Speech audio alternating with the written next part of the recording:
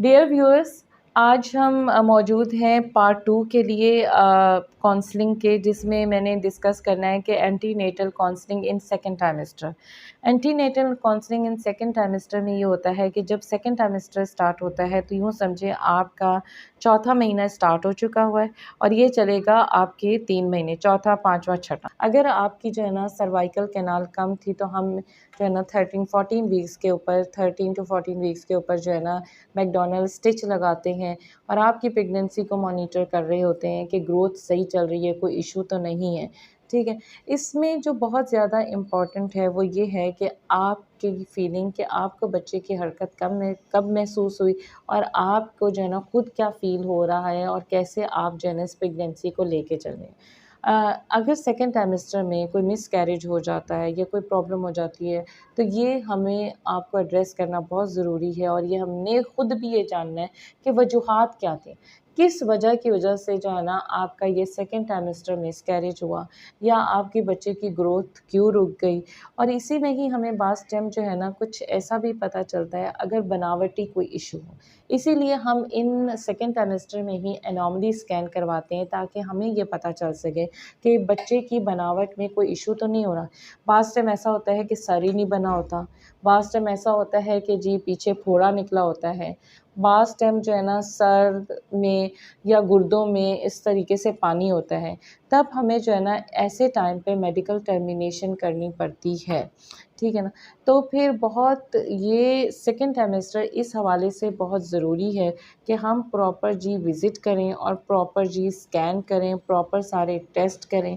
और proper growth को monitor करें। एक चीज़ का हमेशा ख़्याल रखिएगा कि जब भी पेशेंट कोई आपके पास स्कैन लेके आता है और जो है ना इस तरह का प्रॉब्लम है तो ये हमारा फ़र्ज़ बनता है कि हम उसको प्रॉपर काउंसल कर सकें कि अगर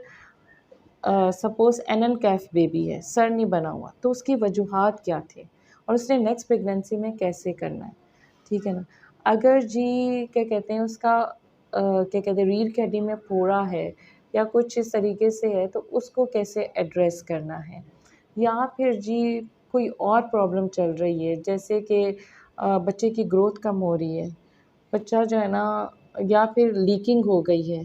ठीक है ना। इन सारी चीज़ों की मॉनिटरिंग, इनको लेके चलना, फिर उनके साथ सारा डिस्कस करना क्योंकि हो सकता है कि ये बहुत ही आगे 7-8 मंथ तक लेके जाएँ और अर्ली जो है ना डिलीवरी हो जाए, प्रीमैच्योर बेबी हो जाए, नर्सरी की ज़रूरत पड़ जाए। तो ये सारी चीज़ें हम लोगों ने पेशेंट को बतानी। अगर हमारी काउंसलिंग प्रॉपर होगी तो मुझे ये लगता है कि हम पेशेंट को बहुत हद तक रिलैक्स कर सकेंगे, उसको गाइड कर सकेंगे कि अब हमने कैसे ना, और वो बहुत कॉन्शियस हो जाएगा कि नेक्स्ट प्रेगनेंसी में वो आपके पास प्री प्रेगनेंसी जो है ना आपके पास ज़रूर विज़िट करेगा और वो ये कोशिश करेगा कि मेरी नेक्स्ट प्रेगनेंसी बेहतर हो। अगर जो है ना कोई न्यूरल ट्यूबल डिफेक्ट है तो डेफ़िनेटली वो फॉलिक एसिड लेना शुरू हो जाएगा। अगर एनएनकैफ़ या इस तरीके से तो वो मेंटली तैयार होगा और हमारी जो काउंसलिंग कि जी जेनेटिक जो डिज़ीज़ेज़ होती हैं या फिर जी बनावटी कोई इश्यूज़ होते हैं उसमें हमें पहले क्या मेडिसिन लेनी चाहिए या कितने परसेंट चांसेस सेकंड बेबी को हो सकता है,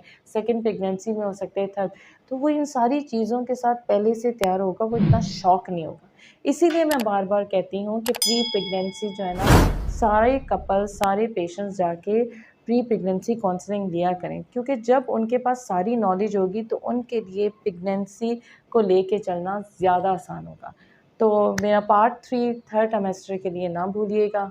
थैंक यू वेरी मच।